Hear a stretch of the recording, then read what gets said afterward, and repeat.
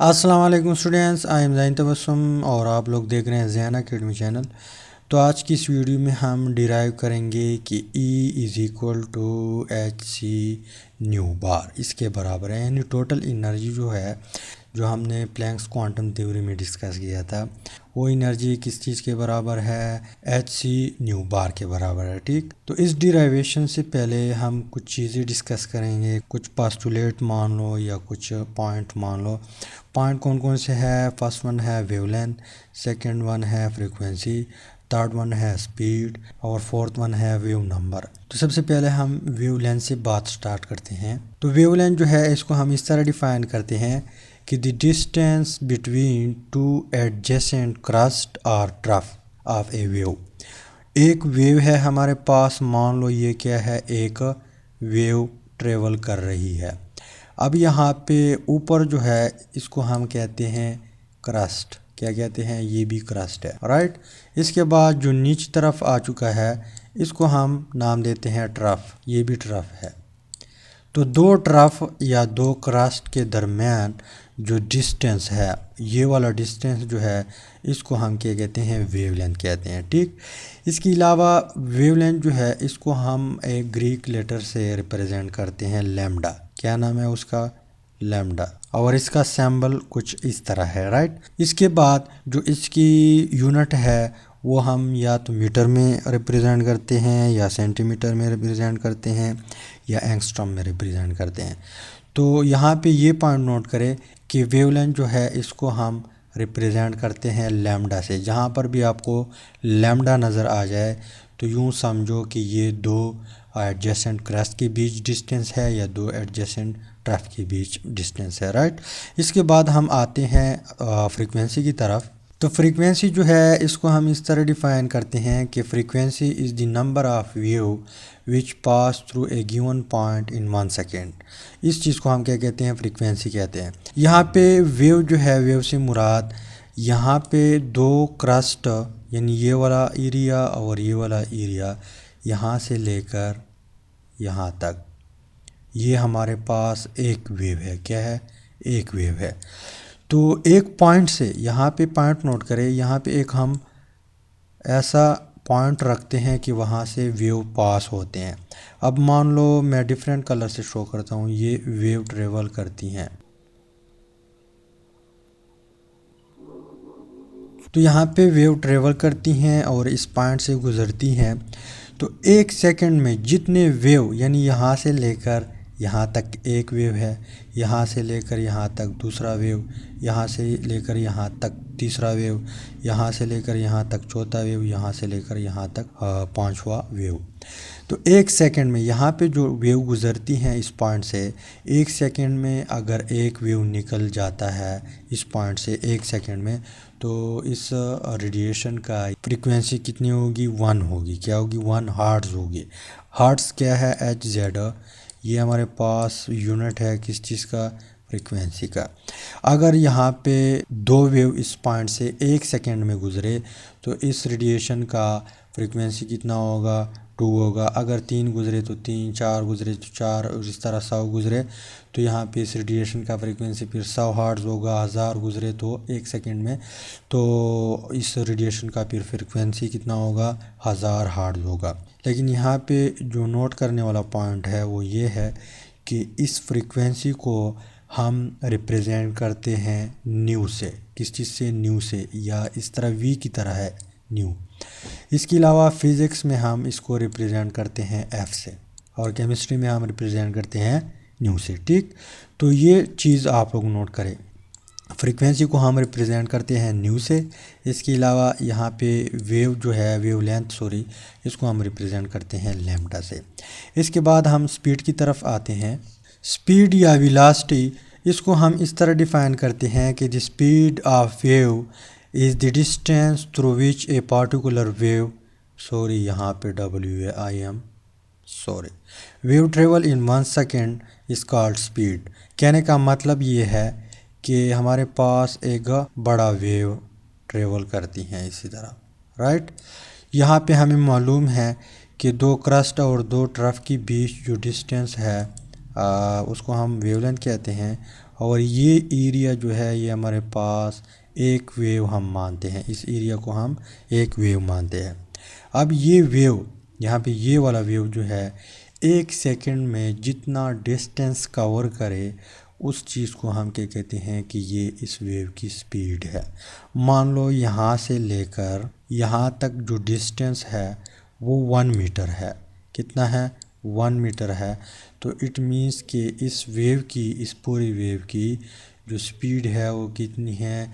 1 metre पर second है। यानी एक वेव 1 सेकंड में 1 मीटर ट्रेवल करती हैं, सफ़र करती हैं।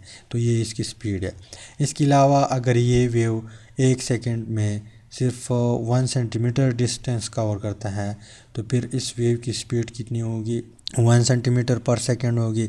इसके अलावा अगर ये किलोमीटर ट्रेवल करती हैं तो फिर इस वेव की जो स्पीड है वो पर सेकंड किलोमीटर होती है। तो यहाँ पे जो इसको हम रिप्रेजेंट करते हैं किस चीज़ से रिप्रेजेंट करते हैं? सी से रिप्रेजेंट करते हैं। तो स्पीड को सी से, इसके अलावा फ्रीक्वेंसी को न्यू से और वेवलेंथ जो है लैम्डा से, राइट। इसके बाद इसकी यूनिट क्या है? इसकी यूनिट है मीटर पर सेकंड। मीटर पर सेकंड ये आप लोगों ने शायद फिज़िक्स में डिटेल से पढ़े होंगे और डिटेल में पढ़ भी लेंगे अगर आप लोगों ने नहीं पढ़ा।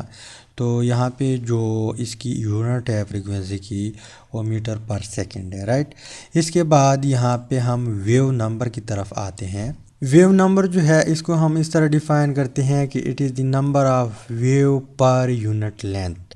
इसका क्या मतलब है? इसका मतलब ये है कि मान लो हमारे पास एक वेव है, राइट। ये एक वेव है और मान लो ये डिस्टेंस जो है, ये डिस्टेंस ये 1 मीटर है। कितना है? 1 मीटर। तो एक वेव, 2 वेव, 3 वेव, 4 वेव। अब इस वेव का जो वेव नंबर है वो कितना है? पर मीटर 4 है। वेव नंबर कितना है? यानी 1 मीटर में 4 वेव आ चुकी हैं। तो इस चीज़ को हम क्या कहते हैं?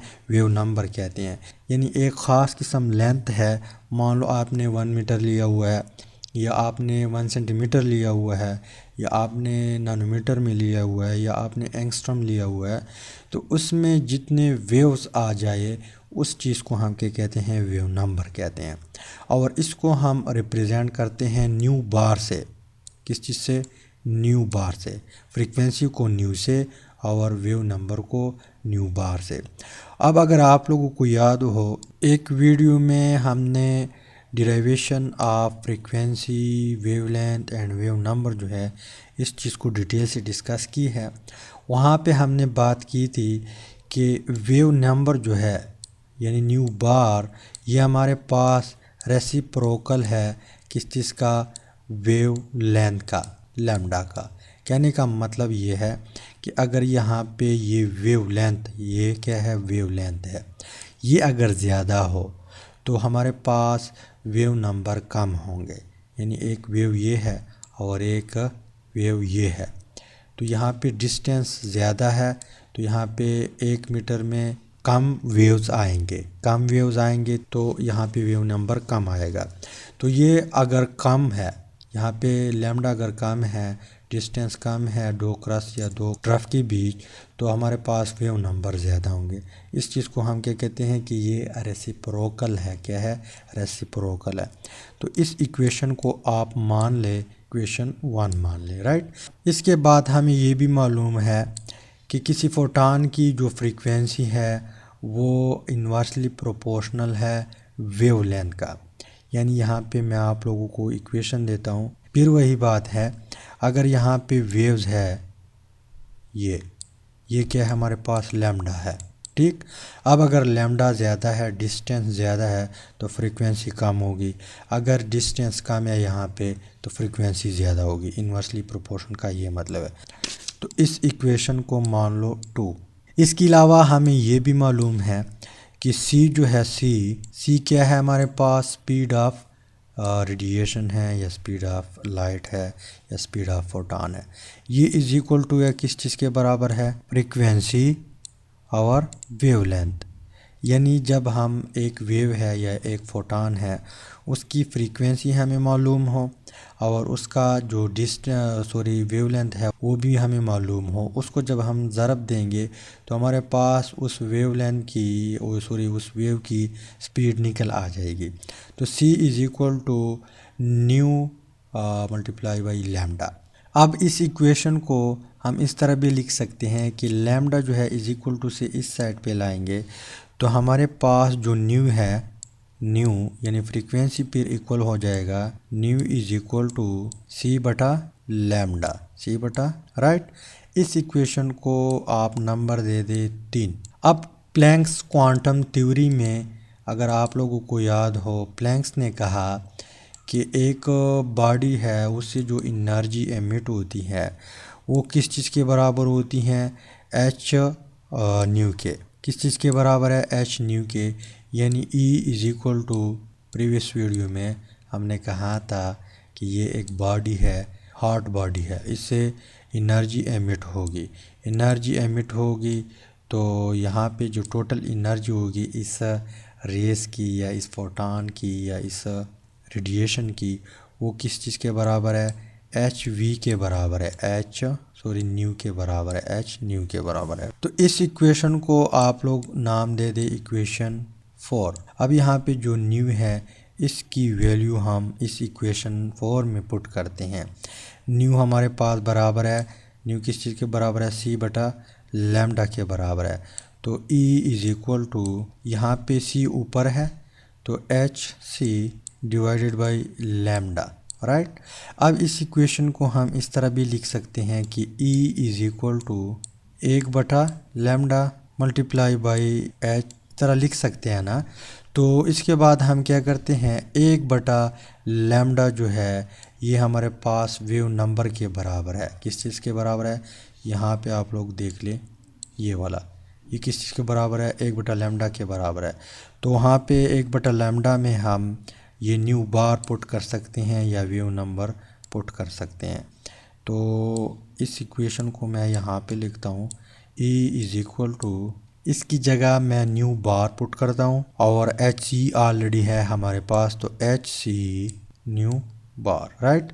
अब ये न्यू बार मैं यहाँ पे पहले लिखूँ या बाद में लिखूँ, इस पे कोई फ़र्क नहीं पड़ता। तो हमारे पास फाइनल निकल आया E इज़ इक्वल टू क्या है, एच सी न्यू बार। इस इक्वेशन का मतलब ये है कि जो टोटल एनर्जी है, कोई फोटॉन है या कोई रेडिएशन जा रही है ब्लैक बॉडी से, हॉट बॉडी से, उसकी जो टोटल एनर्जी होगी वो किस चीज़ के बराबर है, एच है हमारे पास प्लैंक्स कांस्टेंट। इसके अलावा सी जो है हमारे पास उस रेडिएशन की स्पीड है। मान लो एक बॉडी से ये वेव जा रही है या एक रेडिएशन जा रही है, वो in the form of wave जाएगी। अब इसकी एक स्पीड भी होगी तो उस स्पीड को हम यहाँ पे पुट करते हैं। इसके अलावा इसका वेव नंबर भी होगा, वेव नंबर भी यहाँ पे हम पुट करते हैं। और प्लैंक्स कांस्टेंट हमें मालूम है 6.62 ज़रबे 10⁻⁻34, ये हमारे पास प्लैंक्स कांस्टेंट है।